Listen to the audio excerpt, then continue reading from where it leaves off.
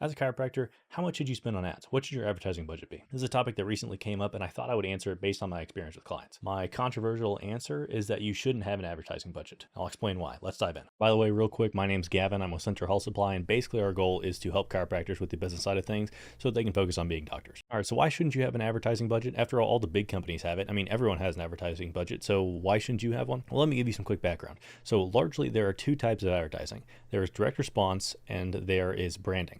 And the big companies all do branding advertising. For the branding example, you can think of Coca-Cola, right? It's got these big, pictures and videos of showing Coke and how it's all idealized and it's this great thing to drink. The whole goal with that is to basically help put Coca-Cola at the forefront of people's minds, right? It's to get top of mind, mind share. The thing is, if you're a small company, you don't exactly have the budget to be able to do that stuff. Say you should be doing what's called direct response, which is basically advertising and marketing with a clear ROI, a return on investment. So you should be able to put in $1 and then get out $3 or $4 or $10 back. And so that's basically why, as a small business, right, as a local business, as a chiropractor, you shouldn't have an advertising budget, because ideally your advertising is so efficient that you can trade $1 for 3 or 10 or 15 or however much. You might be thinking that's really idealistic. That'll never happen, right? But if we use two numbers, you can basically continue to try different things until you get these numbers to a place where you can get that. So I'll explain what those numbers are and how we can get to that. So the first number is called cost to acquire a customer, or CAC. You might also hear customer acquisition cost. You might hear CPA, which is cost per acquisition. Either way, this is basically how much it takes in advertising before you get a new patient or a new customer. The other number that we want is called LTV, lifetime value. And this is basically the amount of money that a patient spends with you on average over the course of their relationship with your practice. So in order to calculate CAC over here, you're going to take your total marketing spend and then divide it by the number of new customers. So usually you'll probably do this over like a monthly basis. And then you'll take, let's say you spend $1,500 on ads. And let's say you get 30 new patients. That means your cost to acquire a customer is $50. Now with LTV, what we do is we take the total revenue and we divide that by total customers. So as an example here, let's say you make $100,000 in a year and you have 200 customers. That means you make $500 on average per patient. All right, so we have our numbers, right? CAC over here in our example is $50, and LTV in our example is $500.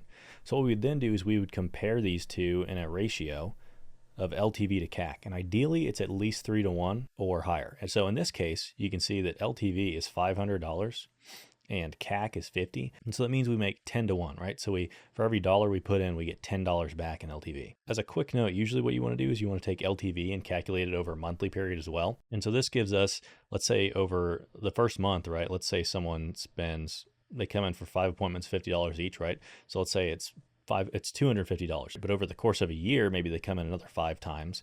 And so that's where you make your 500.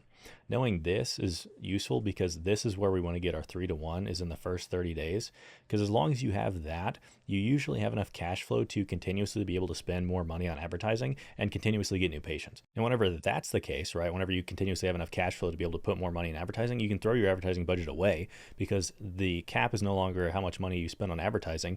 It is instead how many patients you can handle. So as an example of why this is important, let's say your CAC is instead $500. All right, and let's say your LTV over the first 30 days is $250. So the first month you make $250. So in this case, you have a 0.5 to 1 return on that first 30 days. But then over the next 30 days, let's say they spend another $250. And so now you've broken even, right? If they then spend another $250 over the next month, so by month 3, you've made $250. This is the way that most people advertise, which is they spend $500 and then they get a customer who over the next 3 months actually makes them back money. The good part is that usually we can figure out a way to do better than this. And so we can get that 3 to 1 or higher on our LTV to CAC ratio. Okay, so how do we do this? Let's say your CAC is not where you want it to be, or your LTV is not where you want it to be, and you're not getting that 3 to 1 or higher LTV to CAC ratio. So what could the problems be? All right, so let's start with cost to acquire a customer. So there are largely 3 different things we could do to improve our cost to acquire a customer. So the 3 things we can do is we can improve our ads, we can improve our marketing as a whole, and we can improve our targeting. So let's start in reverse order of these. So targeting, if you get this wrong, you could have super, super expensive ads. So whenever I was first running Google ads, the main mistake I made was I was targeting too small of an area. And so whenever you're already targeting a local area, right, that's already a pretty small area. And then if you use search terms that are even narrower than that not very many people are searching, that's even smaller of an area and even smaller of people that you could target. And so this causes ads to be super expensive. So if your cost per lead, a lead is a person that you can contact that may be interested in your services. So a customer is someone who comes in, has bought something from you, and a lead is someone who has not bought something from you, but may become a customer in the future. So if your cost per lead is something like $200 or $300, that's probably a sign that your targeting is wrong. And so you're probably targeting too small of an area. On the other hand, if your cost per lead is super low, like whatever, $1, you're probably targeting too large of an area, and you're targeting too many people and none of those people are going to become customers, right? If you're targeting the entire United States as a whole, you might see tons of people, because if 10% of the 360 million people that live in the United States, there's a lot of people, right? But if you're only in a town of 500,000 people, then you're going to be targeting way too many people. And a lot of those people are just not going to be qualified because they're not people who live in your area. And so these are kind of the two things to look at: is if your cost per lead is too high, you're probably targeting too small of an area. And if your cost per lead is too low, you're probably targeting too big of an area. This is kind of just one of those things where it's a binary of like, is it right or is it not?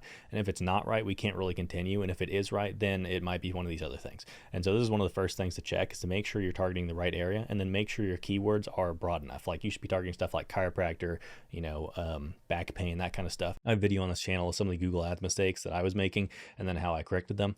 And so if you're running Google Ads, you might want to check that one out. I'll link to it up in the top right corner. But anyway, let's move on to marketing as a whole. And what I consider marketing as a whole is stuff like social media, your Google reviews, right? How good your website is, that kind of stuff. And if you're not doing very good in any of those areas, then most people, they might see your ads, right? They'll check out your business and see your marketing as a whole.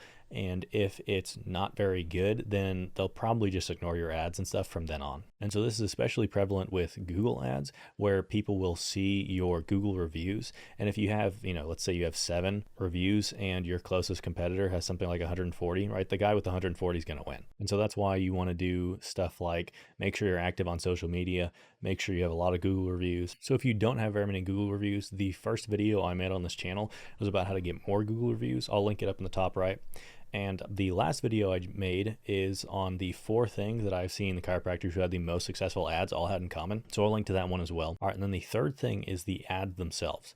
So for this one, it's really easy. All you'd want to do is you'd want to split test your ads. So basically you want to create the exact same ad campaign and ad settings and everything else. And the only thing we're going to test is our ads. So we would have ad A and we'd have ad B. And it would have the exact same ad spend, the exact same targeting, all that stuff. And the only difference is what we put in our ads. So ad A, for instance, might talk about insurance and, if you accept those and that kind of stuff. And ad B might talk about the number of patients you've helped over the years, that kind of stuff. And so over time, you'll find that, let's say ad A, where we're talking about insurance, this one does better. And so this one we'll make what's called the control, right? Just like the scientific method where we have a control and we have something to test it against. And so A becomes the control here. And we then create a new version, let's say C, and we test C against A, and we keep doing this until eventually we find better and better ads that have more efficient, better results. And so that's basically how you improve your ads. And so that's kind of from a high level, how you would want to improve your cost to acquire a customer. You might see anything from like $25 to maybe $100, depending on how small of an area you're at. And so that's usually why, there's only so low we can get the cost to acquire a customer. And so that's then why we'd want to focus on lifetime value, LTV, and improving that in order to get our ratio to where we want it to be. So to that end, let's talk about LTV and how we can improve it. So with lifetime value, there are largely 2 things that we can do. And so 1 is to increase PVA, and 2 is to increase the average revenue per visit. So PVA, patient visit average, is the average number of times a patient will come in to your practice. And so usually we want to get PVA to, say 5 or so appointments in the first month, depending on what your cost to acquire a customer is. And so that way we can get it to that 3-to-1 or higher in that first 30 days. And that'll allow us the cash flow, like I said, to scale ads as much as we want. If you're fine waiting a little bit longer, you can get your patient visit average in the first 30 days to, a reasonable amount to where you break even. And then after that, as long as you make money, you can probably be fine. So with patient visit average, you might not get them to come in enough times in the first month to make it to that 3-to-1 or higher.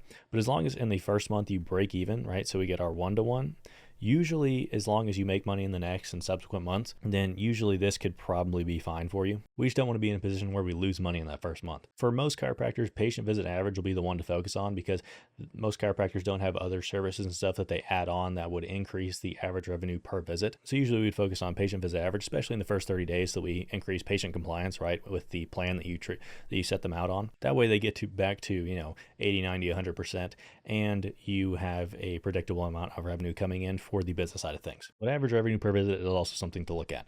And so within this, there are largely two different things that we could do. Is we could add on new stuff, or we could increase price. So with add-ons, right, you might do stuff like blood testing, supplements, right, that kind of stuff.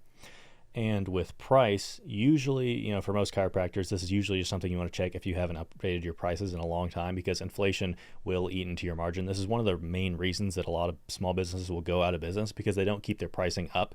And so eventually, inflation just kind of shrinks your margins until eventually you don't have enough profit in order to keep the business running. And so if you haven't raised your prices in a while, you might want to plug your prices into an inflation calculator and see what it should be today. And then you can either slowly raise it like $5 a year, or you can do it in one big leap, right? It depends on what you think would make the most sense for your patient and what would make the most sense for your practice. But those are the two things that we could do to increase average revenue per visit. And so if we get our patient visit average, let's say in the first month, right, is 3, but then our average revenue per visit is, let's say, $100. In that first month, we now have $300. And so even if our cost to acquire a customer is $100, we now have our 3-to-1 right here. And so then if the next month, right, they come in another 3 times, another average of $100 per visit, all right, we now have made a 6-to-1 return. And so you can see how now we can basically just keep doing this as many times as we want, because we have a clear ROI with our advertising. So the constraint of the practice then isn't advertising, right? We can throw our advertising budget away and just spend as much money as possible on advertising until either our ratio breaks down and we no longer have our 3-to-1 ratio, or until, more likely, the practice is completely full of patients and you can't handle any more patients. And so this is why I think that you should basically not have an advertising budget. If you get this ratio correct, then as long as it doesn't break down, you can spend as much money as you want on advertising and still make money back until eventually your practice is completely full and you can't handle any more patients. So if you want help with this kind of stuff, this is what we help with. Is we dive into the metrics, right? We figure out the metrics and then we can improve them. And this is specifically one of the things that we look at with our clients. So I've left a link in the top of the description if you'd like to check it out. If you want to see that video I talked about with the 4 things that the chiropractors who had the most successful ads had in common from what I've seen, you can check it out here on the left. Otherwise, subscribe and I'll talk to you soon. Bye.